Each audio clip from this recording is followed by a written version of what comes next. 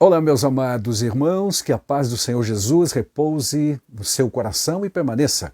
É o desejo também de minha parte. Amados, estamos continuando com a nossa meditação semanal sobre assuntos da escola bíblica dominical em nossa igreja. O Deus que governa o mundo e cuida da família tem sido o tema deste terceiro trimestre de 2024. Os ensinamentos divinos nos livros de Ruth e Esther para a nossa geração. Chegamos para estudar agora a lição número 8, que traz como título A Resistência de Mardoqueu. Como você lembra, nas primeiras 5 lições deste trimestre, falamos sobre o livro de Ruth. A partir das 6, já estamos no livro de Esther, tratando de assuntos importantes para a nossa vida. Esta lição número 8 está programada para ser estudada no dia 25 de agosto de 2024. Seja bem-vindo presencialmente em uma de nossas escolas de uma de nossas salas de escolas dominicais, para então enriquecer o seu conhecimento bíblico, participando inclusive com os teus próprios conhecimentos lá presencialmente, ok? Esta lição, como as demais, ela está estruturada de tal forma, amados, que nós possamos entender o porquê dessa resistência de Mardoqueu e o que ela significa. Porque quando falamos de resistir, nós entendemos que alguém está resistindo a alguma coisa. O verbo resistir exige complemento. Então, nós estudaremos, veremos o que é que o Mardoqueu está resistindo e por que isso é nobre ou deixa de ser, enfim. Porque há momentos que pessoas resistem ao que é bom e isso não é positivo e nem recomendável. Mas a Bíblia, por exemplo, diz resistir ao diabo e ele fugirá de vós. Tiago disse isso no 4:7 da sua epístola.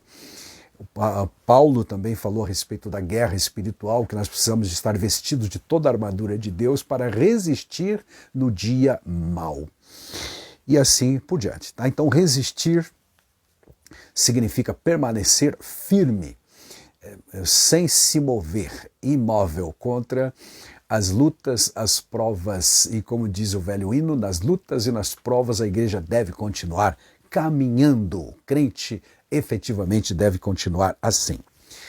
A proposta do estudo desta lição traz como texto áureo o Ruth, capítulo 3 e versículo 3, meus amados, que na versão Almeida Revista e Atualizada foi traduzido assim: Então os servos do rei, este rei é o rei Assuero, que estavam à porta do rei, disseram a Mordecai, ou Mardoqueu: por que transgrides as ordens do rei? Uma acusação seríssima se você considerar que as tais leis famosas, famigeradas, leis medos-persas que não podiam ser modificadas, enfim. Daniel enfrentou isso também lá no livro de Daniel, registrado capítulo 6, quando foi assinado um decreto. Você deve lembrar que aquele que durante 30 dias fizesse um pedido ou uma oração a outra divindade, porque os reis de então, na sua grande maioria e pela maioria do povo, era considerado como divinos. Então falar com o rei era como orar, como nós oramos hoje ao Deus eterno, consideramos-lo como nosso Salvador, nosso Redentor, nosso Rei também. Consequentemente, os povos antigos desses tempos, desses impérios mundiais, consideravam estes reis como filhos dos deuses. Ora, filho de um deus, deusinho é, né? Então, era dessa forma, considerado assim. Tal como também em Daniel 3, você vai encontrar o episódio dos amigos de Daniel, por conta de um decreto assinado por um outro rei, pelo Nabucodonosor, de um outro império anterior a este que nós estamos estudando aqui, igualmente sofreram, ou pelo menos foram jogados na fornalha acesa, não sofreram nada porque Deus os protegeu, mas a intenção de Nabucodonosor era realmente puni-los o mais severo possível. o mais severamente possível, porque transgrediram uma lei real. Então é essa acusação aqui do 3:3 de Esther por sobre o Mordecai ou Mardoqueu, são as versões que algumas Bíblias, por exemplo, atualizada, traduz como Mordecai, e as demais versões traduzem para o português como Mardoqueu, conhecido mais como Mardoqueu. Repetindo então, os servos do rei, que estavam à porta do rei, esse estar à porta do rei, quer dizer, eram oficiais do palácio, da cidadela de Suzã, disseram a Mardoqueu: por que traspassas ou transgride o mandado do rei? Por que transgrides as ordens do rei? Por que desobedeces a ordem do rei? Está na NVT desta forma. Então não tem como fugir do fato de que realmente o Mardoqueu estava desobedecendo uma orientação ou uma recomendação real. Não sei se é uma lei escrita ou apenas verbalizada, uma recomendação, como eu disse, uma etiqueta. O fato é que ele não estava se dobrando como os demais. O texto da Bíblia diz inclinar e prostrar. São dois estágios, né? De inclinar a cabeça respeitosamente, mas também se prostrar, ou seja, ajoelhar e colocar a cabeça, a testa no chão, literalmente. Nem sempre atos como este, atos físicos como este, meus amados, essa dinâmica, representa adoração a uma divindade, ou reconhecimento de divindade, mas há aqueles que entendem que o Amã estava arrogando a si o título de divindade. E aí o Mardoqueu, como judeu que era, jamais se prostraria nesse aspecto, né?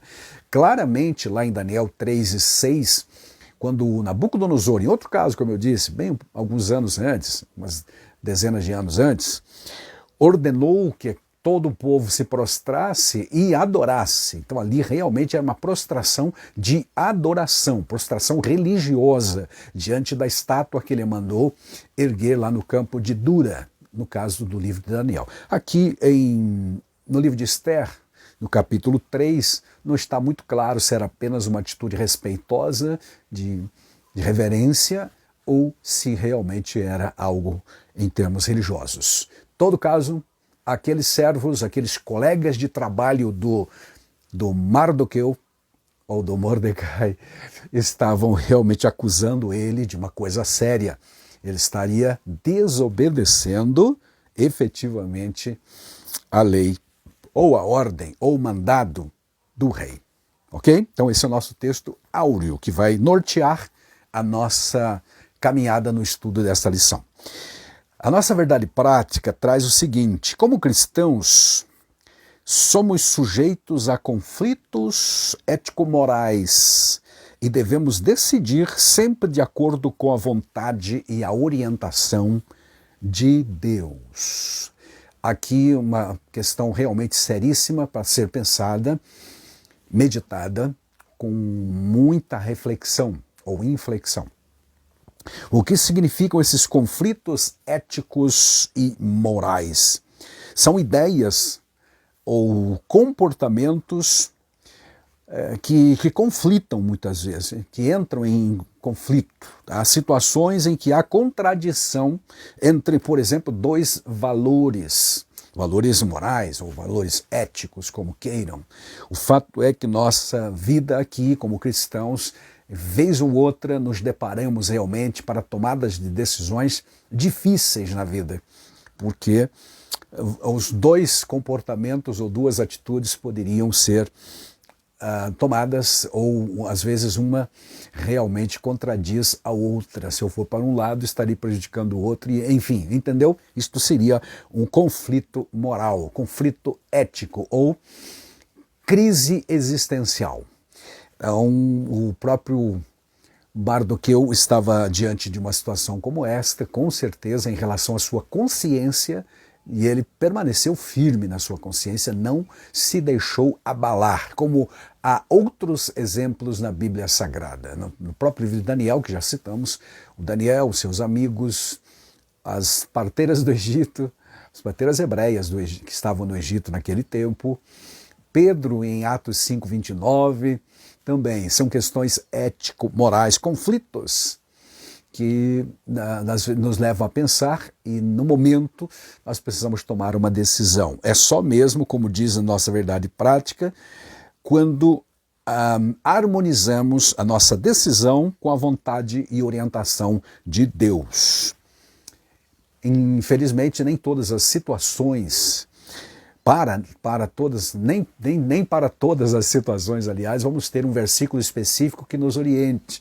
E aí fica a cargo do bom senso das nossas decisões. E aí que mora o perigo, né? Porque se a consciência de alguém não está bem aguçada, afinada com os ensinos da palavra de Deus, ele poderá errar grandemente, trazer prejuízo para a sua fé, para a conduta, para a doutrina, para o evangelho, para a igreja, consequentemente, e para o próprio Deus, desonrar o próprio Pai Celestial. Que Deus nos dê a sabedoria, então, porque precisamos, nesses momentos, de muita sabedoria de Deus para discernir entre o certo e o errado e o que é bom e o que é ruim.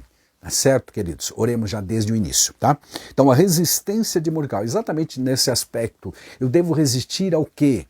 Jesus, por exemplo, disse, não resistais ao mal, mas depois o Tiago diz, resistir ao diabo e ele fugirá de vós. Em que sentido e até onde eu posso resistir ao mal ou então enfrentá-lo mesmo? Ou então ceder, não dá nada, não tem nada a ver, eu vou me prostrar aqui, mas é apenas uma questão cerimonial, uma questão de etiqueta, de respeito, e não tem nada a ver com adoração ou questões religiosas. É possível até que fosse assim, mas Mardoqueu não quis saber dessas coisas. Tem um outro item que nós vamos ver na sequência, envolvido aí, porque se trata de Hamã, que era o oponente, vamos dizer assim, do Mardoqueu, que odiava o Mardoqueu. Mas isso nós veremos na sequência, no estudo da lição. Ok? Para o estudo desta lição, com esse tema, foi sugerido o texto de Esther, capítulo 2, versículos 21 a 23, e depois o capítulo 3, 1 a 6. Vamos ler uma parte, pelo menos, do texto que diz, versículo 21 do capítulo 2, naqueles dias, assentando-se Mardoqueu à porta do rei, 2 eunucos do rei, dos guardas da porta aqui, em outras versões foi traduzido como guardas dos aposentos do rei. Portanto, uma função mais próxima do rei, mais íntima, mais de confiança, nos aposentos, ou seja, onde ele dormia. Ficavam literalmente do lado de fora da porta, vigiando, guardando, protegendo o rei. Agora veja o que vai acontecer, versículo 21. O Mardoqueu ouviu 2 eunucos do rei, das portas do guarda, que guardavam as portas do rei, chamados Bigtan e Teres, grandemente se indignaram e procuraram pôr as mãos sobre o rei Assuero. Como assim pôr as mãos sobre o rei Assuero? Essa expressão é um eufemismo, naturalmente, significa que eles atentaram contra a vida do rei, ou ainda tramavam um momento, uma maneira, um jeito de assassinar o rei. Era comum nessas dinastias antigas os reis serem assassinados. Há dados históricos que nos dizem que dos 12 reis desta mesma dinastia medo-persa lá, meus amados, 7 desses reis foram assassinados por alguém, naturalmente, que estava mais próximo, em geral, pelos seus próprios servos, ministros, funcionários de alto escalão, diríamos hoje modernamente. Até este mesmo Assuero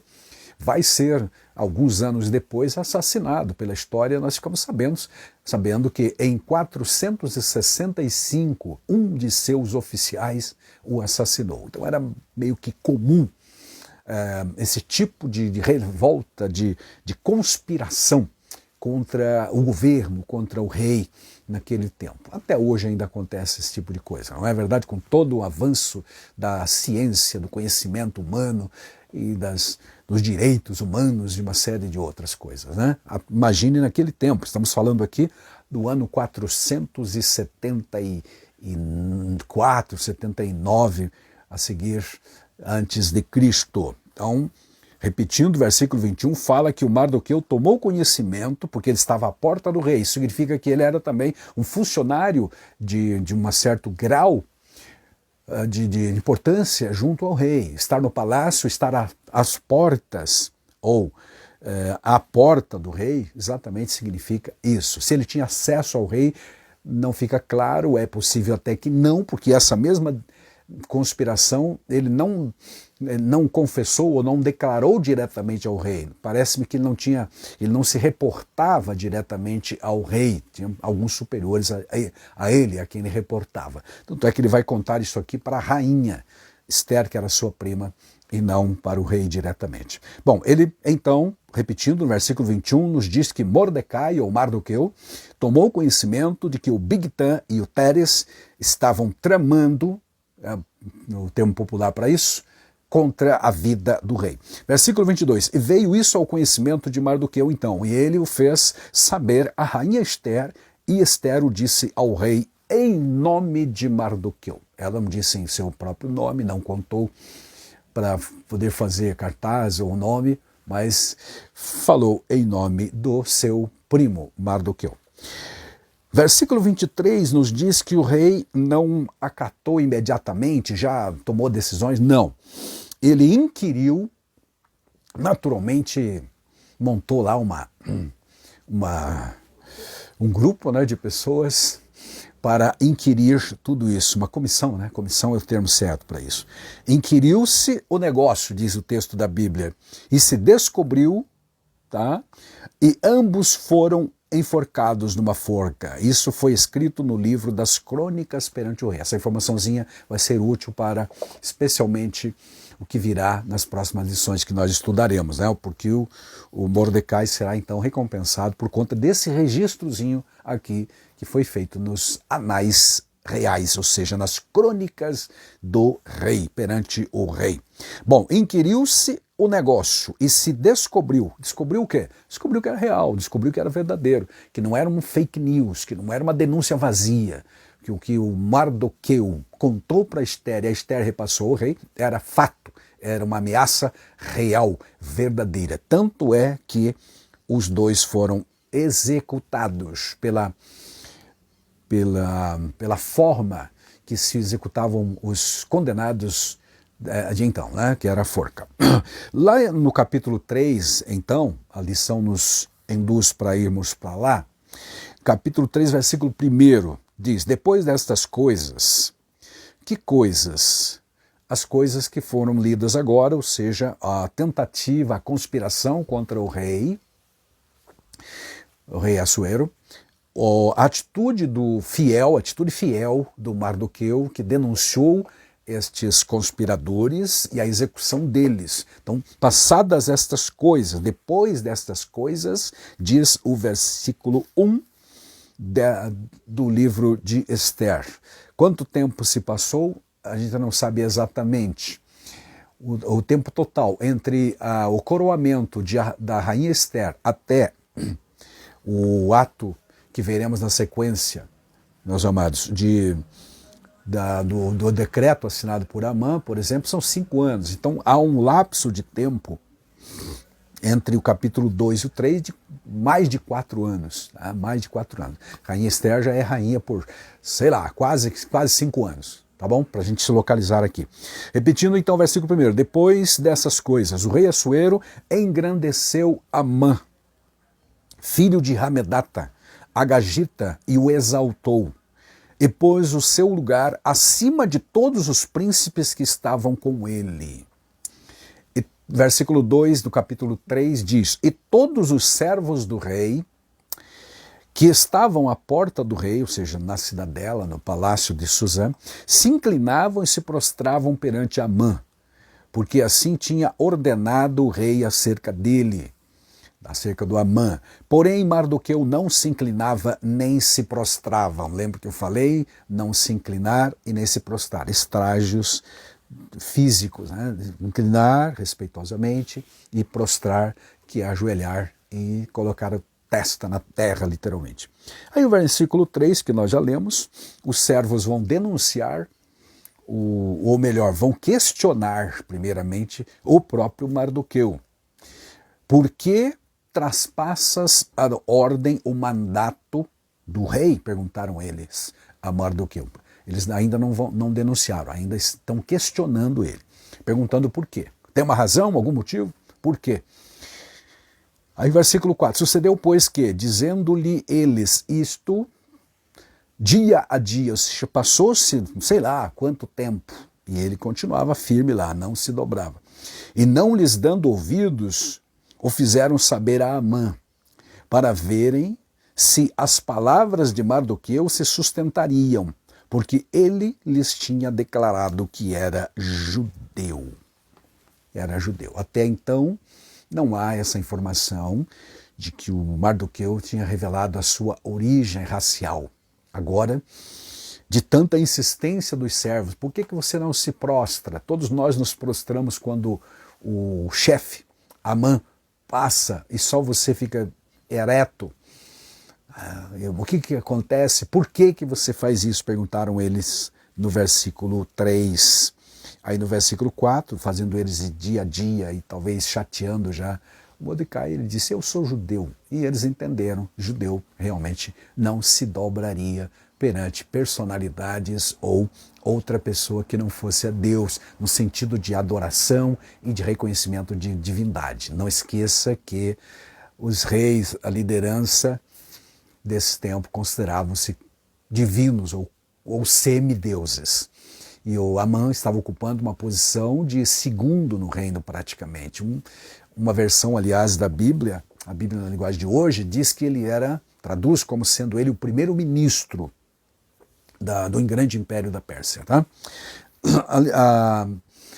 O versículo 5 ainda é sugerido também para lermos e diz assim, vendo, pois, Amã que Mardoqueu não se inclinava nem se prostrava diante dele, Amã se encheu de furor.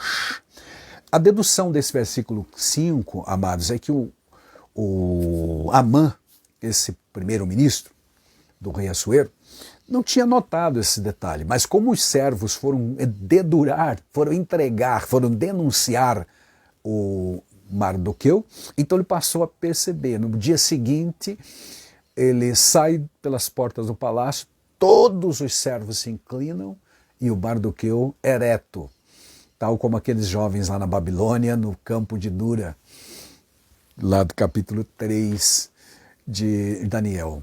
Não se inclinou. Aí ele percebeu e se encheu de furor. Furor. Versículo 6. Porém, em seus olhos teve em pouco o pôr mãos só sobre Mardoqueu. Aí tem um parêntese explicativo na versão corrigida de Almeida, que traz o seguinte, porque explicativo, né? Porque lhe haviam declarado o povo de Mardoqueu. Aparentemente o Amã não sabia que ele era judeu ainda. Agora ele sabe, os servos deduraram ele. Amã, pois, procurou destruir todos os judeus que havia em todo o reino de Assuero, ao povo, portanto, de Mardoqueu. Deixa eu ler esse texto numa outra versão, a revista atualizada, diz assim, porém teve como pouco nos seus propósitos o atentar apenas contra Mordecai ou Mardoqueu, porque lhe haviam declarado de que povo era Mardoqueu. Por isso, procurou Amã destruir todos os judeus, povo de Mordecai ou Mardoqueu, que havia em todo o reino de Assuero. E todo o reino de Assuero significa todo o império, o grandioso, o maior até então império da terra, ou seja, abrangendo da Índia à Etiópia, composto por 127 províncias, onde havia judeus por todas elas praticamente. Inclusive, as províncias de Judá e de Israel faziam parte do império. Portanto, onde houvesse um judeu, um decreto que vai ser elaborado na sequência, a partir do versículo 7 a seguir deste capítulo, que estudaremos na próxima lição, os judeus estavam condenados à extinção por conta de um judeu, Mardoqueu, que não se dobrou perante uma autoridade lá no palácio de Suzã. Esse é o relato, essa é a história, é o texto bíblico que nos traz esta situação. Tá? Este é o caso. Muito bem, a lição está estruturada como de costume, em 3 tópicos. No tópico 1º, falaremos de Mardoqueu, que descobre a conspiração contra o rei.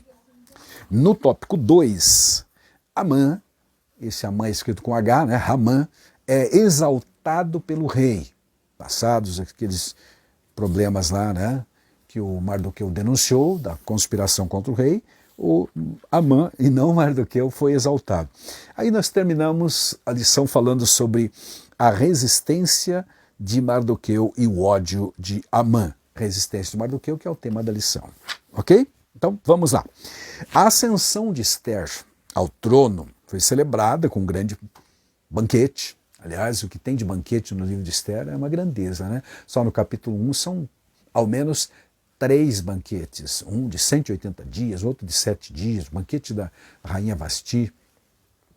E quando a Esther então foi coroada, foi escolhida para rainha, houve um banquete por parte do rei, ele inclusive declarou feriado, dizem algumas versões, em todo o império. Aliviou, né, o trabalho do povo e assim, por a felicidade de ter agora uma rainha ao seu lado.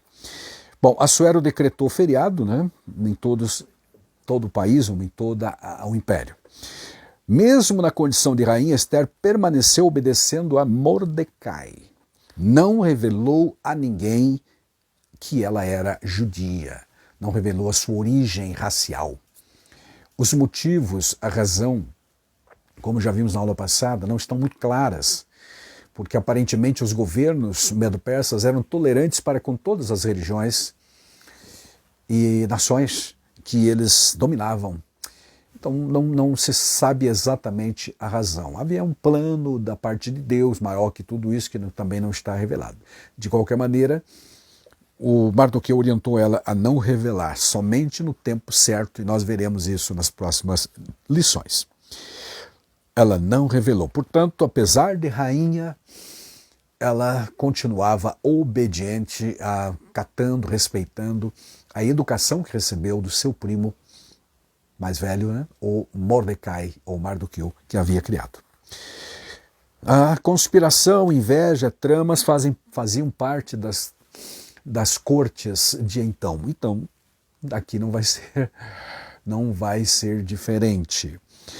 Veremos então o Mardoqueu descobrindo essa conspiração no tópico 1. Os bastidores do poder vai exatamente ser infestado dessas coisas, dessas intrigas do poder. Ambientes de poder costumam ser cercados de sentimentos de divisões faccionistas. Tá? É da natureza humana caída alimentar ódios, discórdias, ressentimentos, revoltas e tudo mais. Já no meio evangélico, o apóstolo Tiago, por exemplo, condena duramente aqueles que praticam tais coisas. Em Tiago 3, 14 a 18, ele diz que a sabedoria que vem do céu nos direciona a vivermos uma vida sem inveja amargurada, sem sentimentos de rivalidade, que é sentimento faccioso, e também longe da mentira. Mas no mundo, amados, isso tudo acontece e você sabe que sim, né? Nesses tempos, por exemplo, pós-modernos, de tecnologia avançada, de vida virtual, convive-se com as fake news, por exemplo, durante os períodos eleitorais, é uma grandeza, tem sido isso, ao ponto de as autoridades criarem leis específicas para combater, ou pelo menos diminuir, coibir de alguma maneira, tais práticas, porque o homem, o ser humano caído no pecado, alimenta essas intrigas através dessas mentiras, denúncias infundadas e assim vai. Nas campanhas eleitorais, então, floresce esse tipo de coisa. Nos dias de Assuero, 2 de seus guardas, então, como lemos lá na Bíblia, um tal de Bigtan e Tares, ficaram muito indignados. A Bíblia não mostra também o motivo pelo qual eles ficaram indignados, mas estavam, de alguma maneira, irados com alguma atitude, tomada de decisão do rei Assuero. Enfim, ou pressionado por alguém de fora, ou faziam parte de algum partido contrário, Não sabemos. O fato é que eles intentaram contra a vida do rei. E o Mardoqueu, então, tomou conhecimento disso. Fiel ao rei, ele contou à rainha Esther. Aqui é um exemplo de fidelidade do crente, que deve naturalmente ser fiel a Deus, mas também obediente às autoridades constituídas. E isso não é nenhum pecado. Capítulo 13 de Romanos nos informa, nos diz que nós precisamos ser submissos às autoridades. Paulo, quando falou de autoridades seculares, disse que precisamos orar pelas autoridades, não contradizer ou menosprezar ou serem mal educados ou desobedientes, a não ser casos específicos, como vamos ver no caso do próprio Mordecai. Ok? O fato de ter sido promovida a uma posição elevada, meus amados, não envaideceu também a rainha Esther. Isso aqui é uma outra coisa que a lição nos propõe para a reflexão nossa. Ela não se vangloriou disso, não se aproveitou também da informação privilegiada da denúncia de atentado contra a vida do rei, mas deu crédito a Mordecai, o seu primo. Então, isso é uma lição importante também. Já vimos na lição passada a sua humildade, a sua presteza, né, em ser útil. E aí, evidentemente, aqui ela está demonstrando esta realidade. Ok? Então, os bastidores do poder em qualquer tempo é perigoso. É perigoso. Tanto é que os governos estão cercados sempre de seguranças para todo lado. Atentados contra governantes é comum e nesse tempo, como já dissemos, era bem mais comum ainda. Certo, meus amados? E aqui ela está levando essa informação necessária para o rei. Então, os bastidores do poder, no subtópico 1 foi estudado, está sendo estudado, ou é a proposta para estudarmos essa lição. No subtópico 2, falamos da investigação, porque como lemos lá na Bíblia, no texto de Esther capítulo 2, a atitude de Esther se revelou não apenas eticamente correta, mas também revestida de prudência. Ela apenas levou a informação. Embora possivelmente ela nem imaginasse que houvesse uma investigação, que haveria uma investigação. A função dela ela fez, ou seja, recebeu a informação do seu primo e repassou ao rei. O rei, de forma prudente, também mandou investigar e confirmou as denúncias. Portanto, Bigtan e Teres foram enforcados. Capítulo 2, versículo 23. Mardoqueu certamente buscou certificar-se da conversa, ele não ia fazer uma denúncia vazia, repito. Ele tinha razão, estava certo disso e assim foi.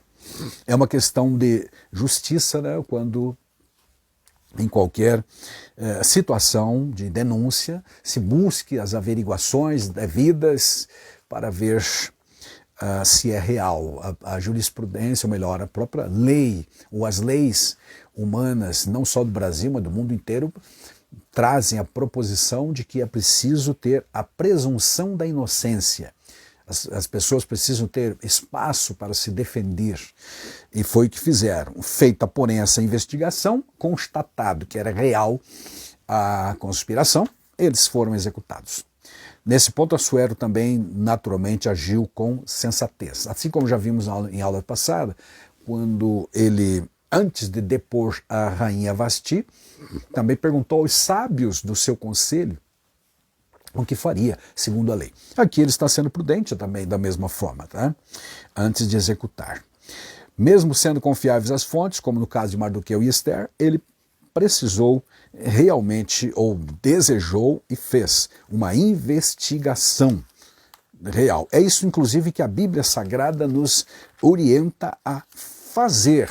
Em Êxodos, livro de Êxodo, capítulo 17, melhor, 23, capítulo 23, versículo 7. É Provérbios 17 que nós temos também outra referência, tá? Então, 23 de Êxodo e versículo 7 está escrito assim: não perverterás o julgamento do teu pobre na tua causa, ou na sua causa, ou seja, verifique bem o que está acontecendo. A denúncia que foi feita deve ser averiguada, investigada, para ver se realmente é assim. E Provérbios, no tempo de Salomão, capítulo 17, 15, traz: o que justifica o perverso e o que condena o justo, abomináveis são para o Senhor, tanto um como o outro. Ou seja, é preciso realmente agir com justiça. Agir com base apenas no ouvir dizer, no achou, ou no me contaram que, não é útil, não é saudável e nem prudente. É preciso investigar. Isso só pode, esse tipo de ouvir falar, estimula muito mais ainda a fofoca do que ajuda a resolução dos problemas, tá certo? E no subtópico 3 deste primeiro tópico principal, vamos falar sobre o registro dos fatos. E por que isso é importante? Veremos nas próximas lições que foi importantíssimo para, não só para a vida do Mardoqueu, que vai ser elevado e exaltado dentro do reino da Pérsia, mas também para salvaguardar, libertar, na verdade, todo o povo de Israel. Bom, desde a antiguidade era costume registrar fatos ocorridos na corte, nas cortes antigas, né? No cotidiano das cortes. Aqui é chamado de Crônica do Rei, Livro de Crônicas do Rei. Esther, capítulo 6, vai fazer menção novamente deste fato. O ato da fidelidade de Mardoqueu e a importância que teve para o rei são verificados lá a partir, então, do capítulo 6. Com o seu registro humano, devemos sempre fazer a vontade de Deus. Certo, meus amados? Sabendo que diante dele, Deus, todas as coisas e obras estão realmente patentes, inclusive escritas, diz o Salmo 139:16, o Hebreus 4:13, que fala da espada, a palavra de Deus como espada, que penetrante, nada dela se esconde, e Apocalipse capítulo 20, que diz, finalmente, lá no dia do juízo final, os homens serão julgados por aquilo que está escrito nos livros, as suas obras, as suas ações, sejam boas ou más. Isso para os perdidos. Certo, meus amados? Então, os livros antigos, os anais reais, era o local onde se registravam os fatos, o cotidiano da vida no palácio, né? Da vida na corte. Tá bom? Esse é o tópico 1. Então, meus amados, falando sobre Mardoqueu descobrindo a conspiração. O tópico 2, nós falamos aqui, é introduzido um outro personagem, o Amã. Amã é exaltado pelo rei. O que se esperava naturalmente, um leitor atento, é que o narrador do livro trouxesse a exaltação do Amã, em vez da exaltação de Amã, do Mardoqueu, porque foi o Mardoqueu que denunciou a conspiração contra o rei, salvou, na verdade, a vida do rei.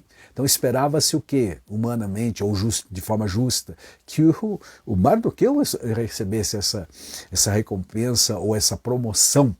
Mas, ao contrário disso, foi Amã que recebeu esta promoção. O capítulo 3, recordando, começa assim: depois destas coisas, que coisa? As coisas que foram registradas no capítulo 2, finalzinho, a conspiração que o Mardoqueu denunciou, e o rei foi salvo por essa denúncia. Bom, um novo personagem então surge, repetindo aqui no capítulo 3. Amã era um homem rico. Por que sabemos que ele era rico? No versículo 9 do capítulo 3 está escrito o seguinte: se bem parecer ao rei, decrete-se que sejam mortos, os judeus no caso, e nas próprias mãos do que executarem a obra, eu pesarei 10.000 talentos de prata para que entrem nos tesouros do rei.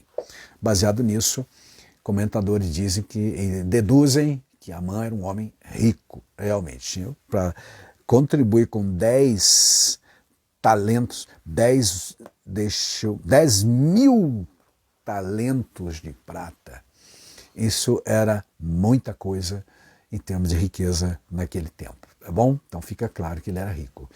Já entra em cena, sendo elevado pelo Assuero, na verdade, sendo elevado por Assuero a uma posição de dignidade, de honra.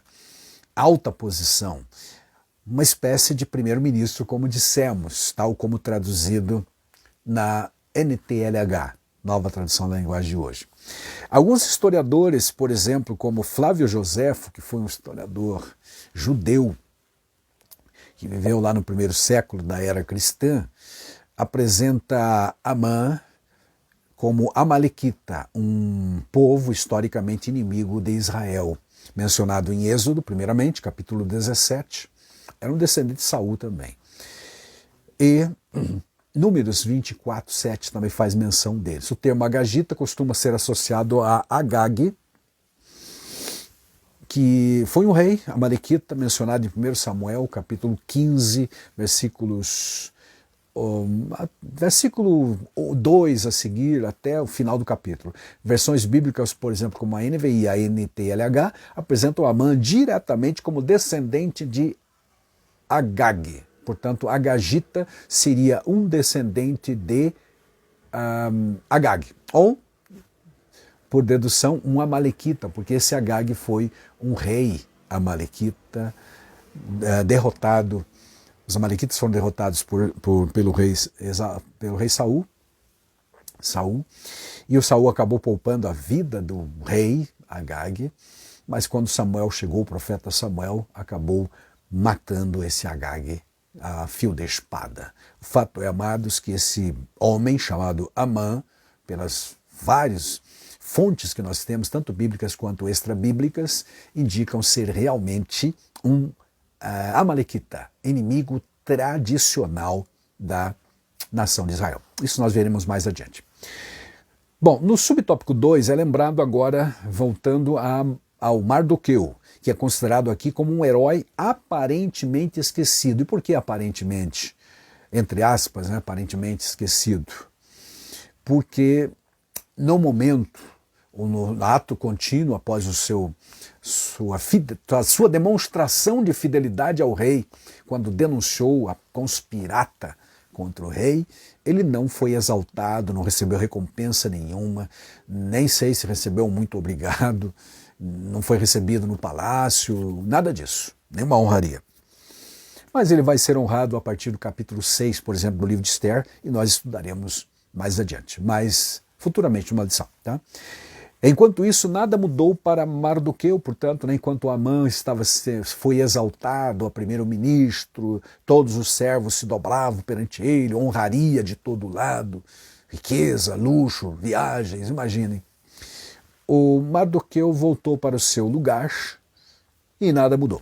É preciso ter sabedoria e prudência nessas ocasiões, quando alguém é exaltado, às vezes pior do que você, lá na empresa, ou na própria igreja, e você vai ficando para trás. Né?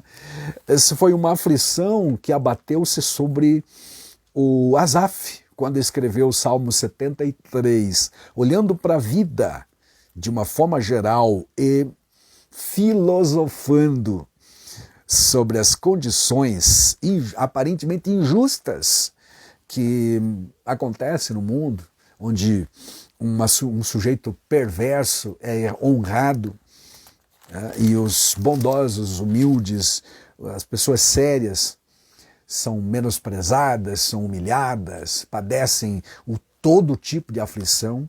Então é preciso ter prudência. Asaf realmente ficou abatido com isso e ele registra claramente isso no Salmo 73, versículo 2 até o 17. Um trecho longo, mas ele diz algumas coisas interessantes aqui. Por exemplo, no 17, finalmente, né, no versículo 17, ele entendeu e disse: até que eu entrei no santuário de Deus e atinei com o fim deles. Mas antes disso, ele diz: os meus pés quase se resvalaram ao ver a prosperidade dos ímpios, enquanto eu aqui sofrendo.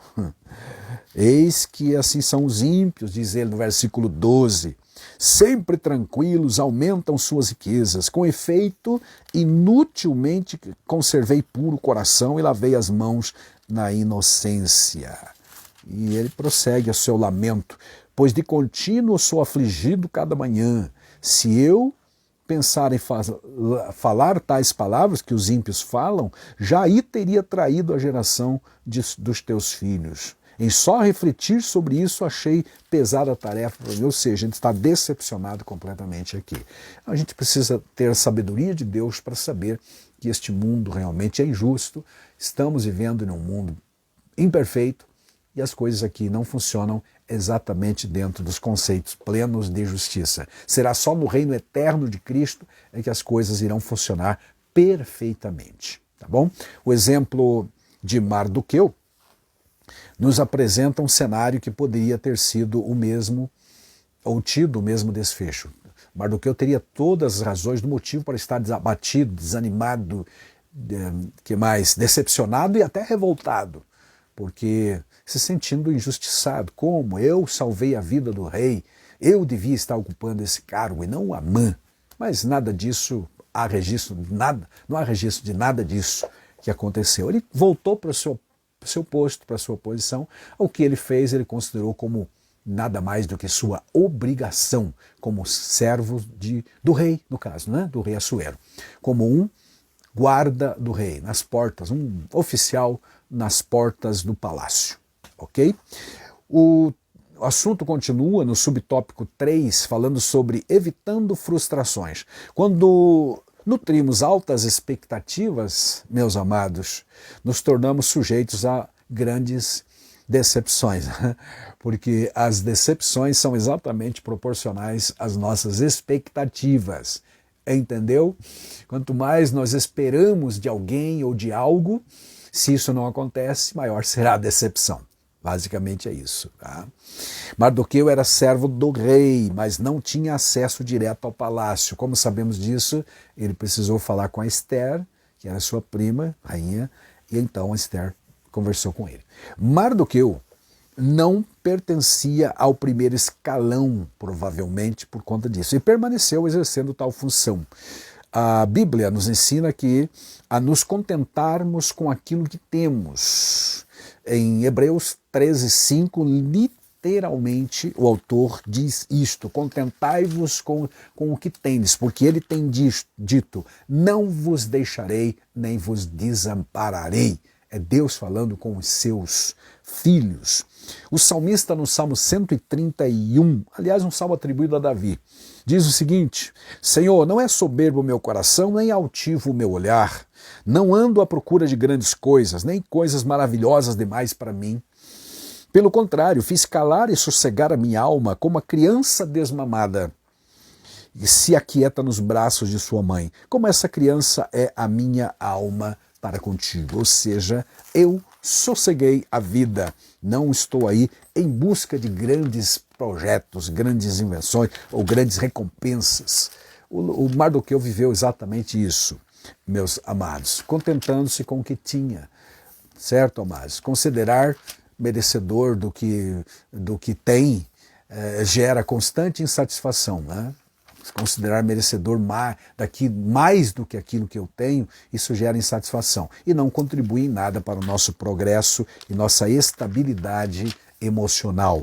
Então, contentar-se com o que se tem, tá certo? Paulo vai dizer a Timóteo também, no capítulo 6 da primeira carta, versículo 8, que tendo o que comer e o que vestir, estejamos com isto satisfeito.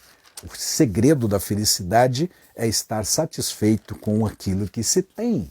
Amém? Glória a Deus. Ainda podemos ler Romanos 12:16, que traz o seguinte: tende o mesmo sentimento uns para com os outros, em lugar de serdes orgulhosos, condescendei com o que é humilde, não sejais sábios aos vossos olhos. Amém. Essa é a recomendação. E o Mardoqueu ilustra exatamente esta realidade. Sentiu-se injustiçado? É possível que ele tenha passado pela sua cabeça isso. Ah, mas quem poderia estar lá agora sou eu, não aquele fulano. Mas ele voltou para o seu posto e continuou trabalhando, até que chegou o momento dele, e nós veremos numa aula futura, tá? Encerrando, meus amados, falaremos da resistência de Mardoqueu e o ódio de Amã. Reverenciado por todos, é o caso do Amã, como já lemos lá no texto, Assuero ordenou que todos os seus servos se curvassem, prostrassem-se perante o seu primeiro-ministro, Amã. Mardoqueu não se curvava, diz o versículo 2 lá do capítulo 3. Há distintas opiniões sobre por que ele não se curvava. E uma nota da Bíblia de Estudo Pentecostal nos diz o seguinte: Mardoqueu recusou-se a se inclinar diante de Amã por lealdade a Deus. Tudo indica que a homenagem prestada a Amã pelos servos do rei e os outros ou era imerecida, ou seja, ele era um sujeito que não fazia jus a esta homenagem, ou conflitava então com os atos religiosos que os judeus reservavam apenas e exclusivamente para a adoração a Deus. Certo, amados? Aí está, né? Daí Mardoqueu não concordar em curvar-se ou prostrar-se diante de Amã. Os 3 companheiros de Daniel enfrentaram a mesma situação lá em Daniel 3. Mas como eu disse, lá estava especificado realmente que era uma prostração de adoração. É só lermos o capítulo 3 e o versículo 6 de Daniel e você vai encontrar escrito o seguinte: qualquer que se não prostrar e não adorar a estátua, no caso, lá do Nabucodonosor, será no mesmo instante lançado na fornalha de fogo ardente. Então o caso dos jovens amigos de Daniel é um pouco mais forte e diferente. Aqui, aparentemente, era uma questão de etiqueta, de respeito, e não implicou em morte ou punição por parte do rei. Pelo menos não está registrado. E se o ódio que o Amã tinha por Mardoqueu poderia ter sido executado, se bem que ele vai dizer no texto que nós lemos que não se contentava em apenas punir o judeu Mardoqueu, mas toda a razão, toda a geração dele, ou seja, toda a nação de Israel. Ok? A condição de judeu. O texto bíblico sugere que havia mesmo um motivo religioso. Provavelmente sim, tá? Para a conduta de Mardoqueu. Depois que os servos lhe questionarem, no versículo 3 que nós lemos, o Amã ficou atento e percebeu que ele realmente não se prostrava. A notícia chegou então a Amã, que marcou, né, ele, e percebeu que isso não acontecia. Amã então ficou literalmente transtornado de ódio, de raiva, e vai fazer uma coisa terrível, ou seja, incitar o fraco rei Assuero a assinar um decreto para extinção, não só matar o Mardoqueu, mas toda a sua raça, né? Literalmente ele estaria dizendo: eu vou acabar com a sua raça, você vai ver. O ódio, né? Cega as pessoas. E terminando o comentário, inimizades intergeracionais, trazida pelo comentador da lição nesses termos. Além de se sentir ferido em seu orgulho, o Amã estava agindo em nome de algo mais sério ainda, conforme Flávio Joséfo registra o seguinte, né? O que confirmaria sua descendência de Agag, o rei amalequita morto por Samuel, lá em 1 Samuel 15, 33 especialmente. A Bíblia relata alguns episódios de vingança entre famílias, você sabe disso, e uma delas está em Gênesis 34, quando os filhos de Jacó assassinaram os sequemitas lá. Além disso, na Bíblia, na história, além da Bíblia, aliás, na história e na história do próprio país, Brasil, nós temos históricos de famílias, de gerações de famílias em certas áreas do país que vivem em guerra, literalmente, por posse de terra, por outras, né, disputas econômicas e políticas também. Tá certo? Que Deus então nos guarde, meus amados, de toda a inimizade e porfia, porque o conselho da Bíblia está em vários textos, mas um deles é Mateus 5,9, das bem-aventuranças. Uma delas, o Senhor Jesus disse que bem-aventurados os pacificadores. Em Romanos 12 e o versículos 18 a seguir, até o 21, Paulo nos orienta a que sejamos da mesma forma pacientes, pacificadores, considerando os outros superiores, inclusive a nós mesmos. No verso 18 aqui, de Romanos 12, está escrito assim: se possível, quanto depender de vós, tende paz com todos os homens. Não vos vingueis a vós mesmos, amados, mas dai lugar à ira, porque está escrito: a mim me pertence a vingança, eu retribuirei. Eu retribuirei. Pelo contrário, se teu inimigo tiver fome, dá-lhe de comer, se tiver sede, dá-lhe de beber, porque fazendo isto amontoarás brasas de fogo sobre a sua cabeça. Não te deixe, aí ele encerra, né? Fecha esse trecho, essa perícope, dizendo o seguinte: não te deixes vencer do mal, mas vence o mal com o bem. Amém. Glória a Deus. Esse é Romanos, capítulo 12, do 18 ao 21. Em Hebreus 12, 14, um texto conhecidíssimo, o autor escreveu que nós devemos viver em paz e santificação, sem a qual não veremos também o Senhor. Então, nada de ódio, nada de vingança, espírito vingativo, faccioso, não. E nem essas questões geracionais, né? A geração passada, porque não sei o quê.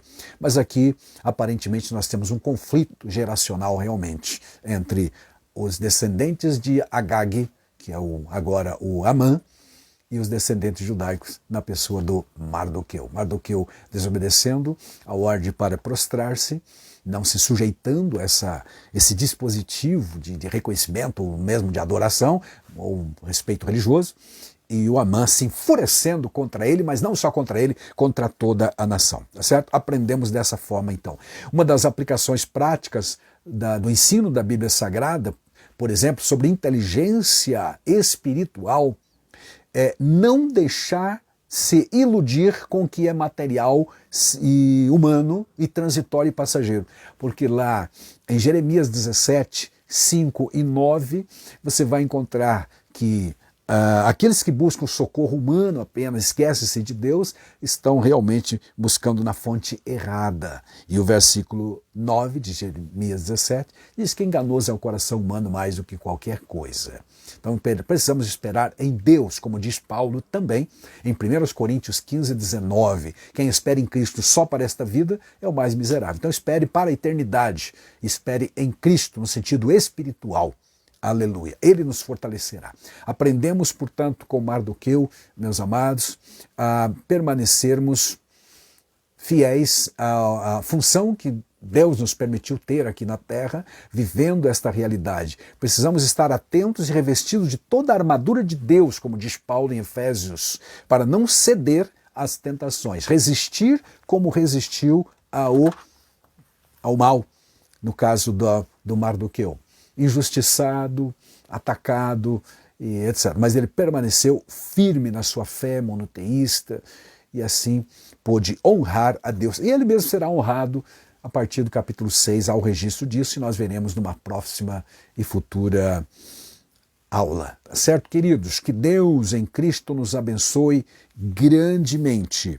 Em Romanos capítulo 13, versículo 12, nós terminamos lendo esse texto que diz o seguinte: vai alta noite e vem chegando o dia. Deixemos, pois, as obras das trevas e vistamo-nos das armas da luz.